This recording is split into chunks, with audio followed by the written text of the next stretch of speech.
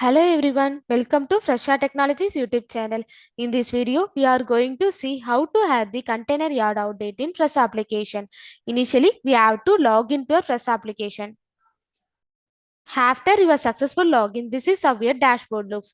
Now, we have to select the respective shipments or job.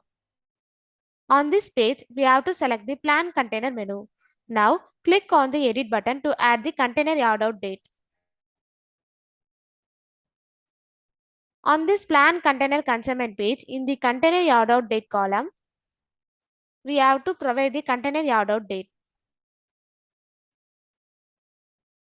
Then click on the Save Changes button. This is how to add the container yard out date in Fresa application. Thanks for watching.